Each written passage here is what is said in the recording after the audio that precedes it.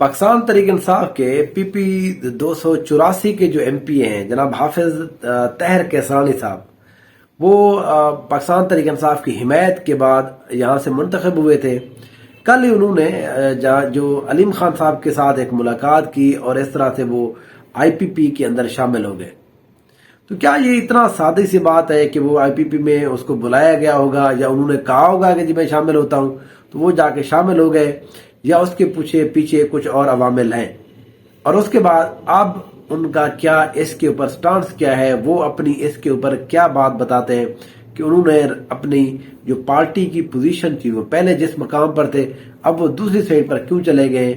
یہ بھی میں آپ کے ساتھ شیئر کرتا ہوں۔ آپ دیکھ رہے ہیں میرا یوٹیوب چینل نو سائڈ۔ حافظ طاہر کیسرانی صاحب یہ مولانا مفتی جناب مفتی زبیر صاحب کے یہ بھائی ہیں۔ مفتی زبیر صاحب جو ہیں یہ جامعہ صوفہ کراچی کے وائس پرنسپل ہیں، وی سی ہیں وہاں کے، آج کل اسلامی جو نظریاتی کونسل ہے اس کے یہ ممبر بھی ہیں۔ یہ بہت بڑا نام ہے، پاکستانی جو ہمارے جو مذہبی لوگ ہیں وہ بہت اچھی طرح سے جانتے ہیں۔ ان کے بھائی جناب حافظ طاہر کیسرانی صاحب پچھلی دفعہ یہاں پر وہ پہلی دفعہ انہوں نے الیکشن کنٹیسٹ کیا 2018 کے الیکشن کے اندر 18,000 انہوں نے ووٹ لیے تھے، وہ کامیاب نہیں ہوئے تھے۔ اس دفعہ انہوں نے سیلاب اور بہت ساری چیزوں کو ساتھ ملاتے ہوئے الیکشن کمپین اپنی بہت عرصے سے سٹارٹ کر دی تھی۔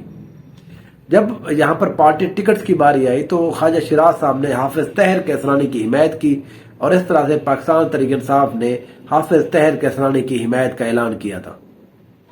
حافظ طاہر کیسرانی صاحب کو اپنی پرسنالٹی کے علاوہ پاکستان تحریک انصاف اور عمران خان صاحب کی جس طرح سے ایک ہوا چل رہی تھی، جس طرح سے ایک بیانیہ چل رہا تھا، اس کی پذیرائی کی وجہ سے ان کو ووٹ ملا اور وہ پی پی 284 کے اوپر جیتنے میں کامیاب رہے۔ لیکن کل رات ہی جب سوشل میڈیا کے اوپر، مین اسٹریم میڈیا کے اوپر یہ دیکھا گیا کہ حافظ طاہر کیسرانی صاحب جو ہیں وہ شامل ہو چکے ہیں آئی پی پی کے اندر، تو بہت سارے لوگوں نے اس کے اوپر غصے کا اظہار کیا۔ اس بات پہ بعد میں آتے ہیں، پہلے میں آپ کو بتاتا ہوں آخر کون سے فیکٹر ہو سکتے ہیں جس وجہ سے حافظ طاہر کیسرانی نے ایک اتنے بڑے شخص ہوتے ہوئے اپنے والد صاحب، اپنے بھائی، اتنی بڑی پرسنالٹی کے باوجود انہوں نے پارٹی کو تبدیل کیوں کیا؟ پہلی بات یہ ہے کہ یہ الیکشن کمپین کے اندر پاکستان تحریک انصاف نے سب سے حلف لیا تھا کہ وہ عمران خان صاحب کے نام پر ووٹ لینے کے بعد جب جیتیں گے تو اس کے ساتھ وفاداری کریں گے، ان کو سیاسی طور کے اوپر ان کے ساتھ دغا نہیں کریں گے۔ حافظ طاہر کیسرانی صاحب سوشل میڈیا کے اوپر بہت ساری اس طرح کی ویڈیو موجود ہیں جس میں وہ ہاتھ کھڑا کر کے حلف دے رہے ہیں کہ وہ پاکستان تحریک انصاف کو نہیں چھوڑیں گے۔ اب جب وہ آئی پی پی شامل ہوئے ہیں تو میرا اپنا یہ خیال ہے 2 سے 3 بنیادی فیکٹر ہیں جس وجہ سے وہ آئی پی پی کے اندر شامل ہوئے ہیں۔ پہلا بنیادی فیکٹر یہ ہے کہ ان کے جو بھائی ہیں وہ ان کو بہت زیادہ انفلوئنس کرتے ہیں۔ ان کے بھائی جناب مفتی زبیر صاحب، کیونکہ ہمارے جو بڑے لوگ ہیں ملک کے، ان کے ساتھ ان کے تعلقات ہیں، تو ان لوگوں کی دباؤ کی وجہ سے حافظ طاہر کیسرانی صاحب نے اپنی سیاسی حیثیت کو تبدیل کر کے اب وہ آئی پی پی کے اندر شامل ہوئے ہیں۔ پھر اس کے بعد یہاں پر کچھ ایسی بھی اطلاعات آ رہی ہیں کہ ان کے حوالے سے سیلاب کے دنوں میں کچھ اس طرح کی مس ہینڈلنگ ہوئی ہے سیلاب کے فنڈز کی، اس وجہ سے بھی ان کے اوپر دباؤ دیا جا رہا تھا، ان کو بلیک میل کیا جا رہا تھا کہ اگر آپ نے اس طرح سے پارٹی تبدیل نہیں کی تو پھر ہمارے پاس یہ آپشن موجود ہے کہ ہم آپ کے ان جو اعمال ہیں جن کے اوپر الزام یہ ہے کہ شاید آپ نے اس میں سے کوئی خود برد کی ہے۔ پھر اس کے بعد کچھ لوگوں کا، کچھ سوشل میڈیا کے اوپر یہ بھی ایک بحث چل رہی تھی کہ نہیں، حافظ صاحب نے خود پیسے لیے ہیں۔ میں نہیں سمجھتا کہ پیسے جو ہے وہ اتنا بڑا کردار ادا کر سکتے تھے۔ حافظ طاہر کیسرانی، مفتی زبیر صاحب، پیسے کے حوالے سے میرا اپنا انالیسس یہ ہے کہ وہ پیسے لے کر انہوں نے پارٹی تبدیل نہیں کی ہوگی۔ اسٹیبلشمنٹ جو ہے وہ کوشش کر رہی ہے کہ علیم خان صاحب کو، وہ علیم خان صاحب کی جماعت جس کو جہانگیر ترین صاحب نے بنایا تھا، وہ خود ہارنے کے بعد اب ریٹائر ہو چکے ہیں سیاست کے اندر، تو ان کو یہاں پنجاب کے اندر صرف 1 سیٹ ملی تھی۔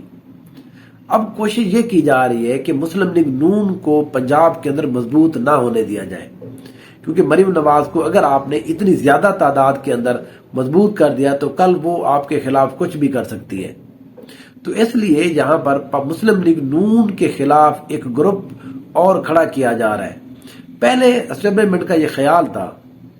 کہ یہاں آئی پی پی جو ہے 15 سے 20 ایم پی اے اس کے اندر شامل ہوں گے، پہلے سے وہ جیت جائیں گے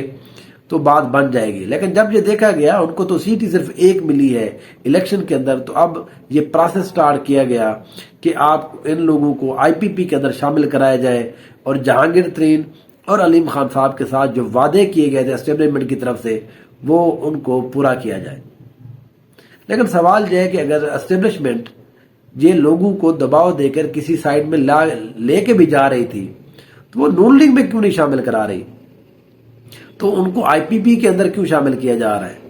تو بہرحال اس سوال کا جواب جو ہے وہ آنے والے دنوں میں بہت سارے لوگوں کو یہ سمجھ آ جائے گی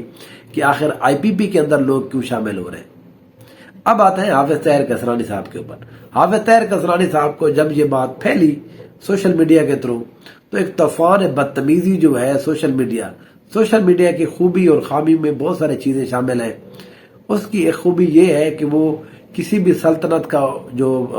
جس کو کہتے ہیں کہ وہ الٹ سکتی ہے، وہ سوشل میڈیا ہی تھا جس نے عمران خان صاحب کے بیانیے کو ہر گھر ہر شہر کے اندر پھیلایا. ان کے جو لوگ تھے انہوں نے پورا کی پوری اس الیکشن کے اندر کایا پلٹ دی. پر اس کی کچھ نیگیٹیوٹی بھی ہے، اور نیگیٹیوٹی اسی طرح سے ہے کہ جس طرح سے حافظ طاہر کسرانی اور ان کی فیملی کے خلاف باتیں کی جا رہی ہیں، سوشل میڈیا کے اوپر گالم گلوچ دیا جا رہا ہے. پر کچھ لوگوں کا خیال ہے کہ یہ ٹھیک بھی ہے، کیونکہ اگر آپ ایک حافظ ہو کر، آپ مفتی ہو کر آپ نے ایک حلف لیا اور پھر آپ کو کوئی بھی دباؤ، چاہے آپ کو اسٹیبلشمنٹ دباؤ دے رہی ہے، چاہے پولیس دے رہی ہے، چاہے آپ کو بلیک میل کیا جا رہا ہے، کوئی بھی وجہ ہو، اگر آپ کیونکہ مذہب کے حساب سے مذہباً آپ کو ایک آپ مولوی صاحب ہیں، مفتی صاحب ہیں، آپ اگر اپنے حلف کا پاس نہیں رکھیں گے تو کل عام بندہ کس طرح سے کسی بھی مولوی کی بات کو مانے گا. تو اس حوالے سے میں یہ سمجھتا ہوں کہ ہمارے سوسائٹی کے لیے اچھا نہیں ہے، یہ بہتر نہیں ہے کہ حافظ طاہر کسرانی صاحب کوئی بھی پارٹی کو تبدیل کریں، کیونکہ اس طرح کے لوگ ہمارے سوسائٹی کے اندر اب بھی موجود ہیں. ہمارے جو مذہبی لوگ ہیں ان کی کسی بھی غلطی کو وہ اس انداز میں اچھالتے ہیں کہ پھر اس کے بعد اس کا جو خمیازہ ہے وہ بہت ٹائم تک بھگتنا پڑتا ہے. تو حافظ طاہر کسرانی صاحب جب شامل ہوئے تو اس کے بعد ہم نے سوشل میڈیا کے اوپر دیکھا کہ جس طرح سے اس کی پرسنالٹی کو ہٹ کر ایک اوور آل ایک مذہب اور مولویت کو جس طرح سے مفتی صاحب اور اس طرح کے اسلام کے اوپر جس طرح سے باتیں کی جا رہی ہیں، تو میں یہ سمجھتا ہوں کہ حافظ طاہر کسرانی صاحب کو ان چیزوں کو روکنے کا ایک ہی طریقہ ہے کہ اگر انہوں نے کوئی ارادہ بنایا بھی ہے یا کسی نے ان سے ارادہ کروایا ہے تو ان سے معذرت کریں، کیونکہ یہ صرف اب بات ان کے اپنے حلقے کی نہیں رہی، ان کی پرسنالٹی کی بات نہیں ہے. یہاں پر لوگ اس سے بھی زیادہ دور جائیں گے. ان کی اپنی سیاسی کیریئر تو میں سمجھتا ہوں کہ اگر انہوں نے فیصلہ یہ اس طرح سے تبدیل نہ کیا آئی پی پی میں جانے کا تو میں اس فیصلے کو اینڈ سمجھتا ہوں. پھر بھی یہاں پر اب وہ کیونکہ ایم پی اے بن چکے ہیں یا کم سے کم بننے کے قریب ہیں، تو وہ ان کی یہاں پر حامی جو کہہ رہے ہیں وہ یہ بات کہہ رہے ہیں کہ وہ شامل نہیں ہوں گے. سوال یہ ہے کہ وہ آئی پی پی علیم خان کے ساتھ لاہور میں ان کے گھر دفتر میں کرنے کیا گئے تھے اگر وہ شامل ہی نہیں ہونے گئے تھے. تو اب صبح ہی ان کی طرف سے ایک بیان آ گیا کہ مجھے زبردستی وہاں پر لے جایا گیا، میرے ٹویٹر ہینڈل کو جو ہے وہ خود ہی انہوں نے استعمال کیا، میرا موبائل لے گیا، 2 دن سے میں کسی سے کانٹیکٹ میں نہیں ہوں. تو اب آپ ویڈیو پیغام جاری کریں اور بتائیں کہ آپ کو کس نے دباؤ دیا، کن لوگوں نے آپ کو اغوا کیا. اگر آپ بھی اغوا ہو گئے، اگر آپ کی بات اسی طرح سے مان لی جائے تو پھر جو ابھی تک اغوا نہیں ہوئے، جنہوں نے ابھی تک اپنی وفاداریاں تبدیل نہیں کی، تو کیا ان کو اسٹیبلشمنٹ یا کوئی بڑے لوگ اغوا نہیں کر سکتے تھے؟ تو یہ ایک میرا خیال ہے کہ ایک بہت ہی ویک پوائنٹ کے اوپر آپ کھڑے ہیں کہ مجھے دباؤ دیا گیا تو آپ کو اس کا جواب دینا چاہیے، دباؤ دینا پڑے گا. نہیں تو سوشل میڈیا کے اوپر جس طرح کا میں ریئیکشن دیکھ رہا ہوں،